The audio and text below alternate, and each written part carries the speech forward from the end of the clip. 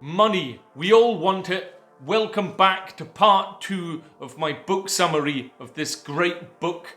Hi, I'm Chris, I'm a doctor, and I've summarized this for you to help you get rich in terms of wealth if that's what you want.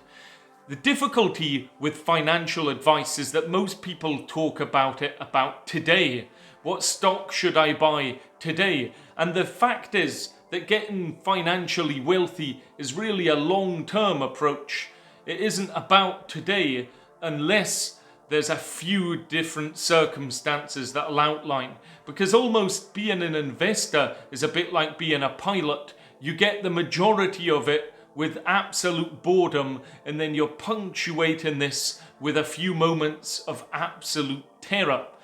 If you look back at the US stock market and you think, let's have 3 scenarios. 1, a steady investor who, irrespective of what people are saying, is just piling money into the stock market each month.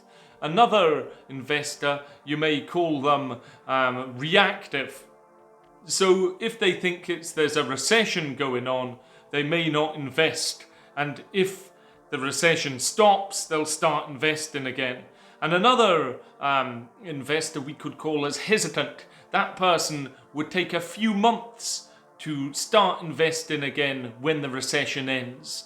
And they obviously wouldn't be investing in the recession. Now, if you look back at those people historically and if they'd been investing all the time in the US stock market between 1900 and 2019, the steady person would have ended up with considerably more money than the reactive or the hesitant. And in a way, that's good news, because when you've got a strategy, you could simply stick to it.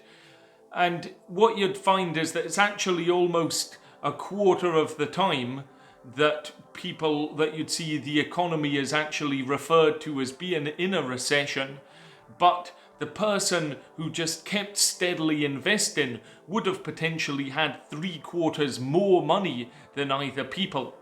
So you think, well, there's professional investors, why don't we just follow them?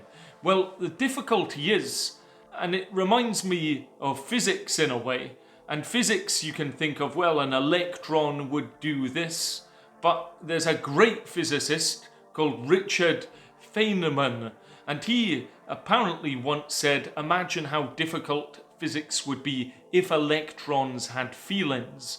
Now think of investors, they've got feelings, and they, as if you want to look back to part 1 of this series, they rely on others to make their decisions. So that's why it's actually hard to even predict what an investor would do in a particular situation. So does money buy you happiness?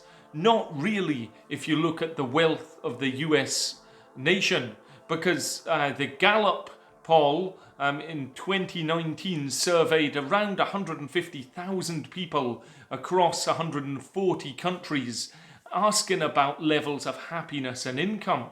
And they found that 45% of Americans said they had a lot of worry on the previous day, and the global average was lower than that at 39%.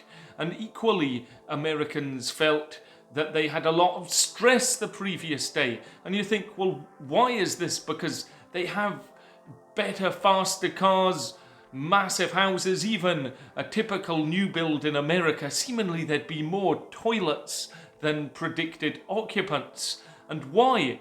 And it comes down to what you have to do to get these things, and that is giving up your freedom. So really, if you can have money, the best dividend it can give you is the freedom to do what you want, when you want, and to obtain that, having an investment strategy that works for you will help you get there. At least I hope. I'm not a financial investor or advisor, so I should really add some disclaimers on here.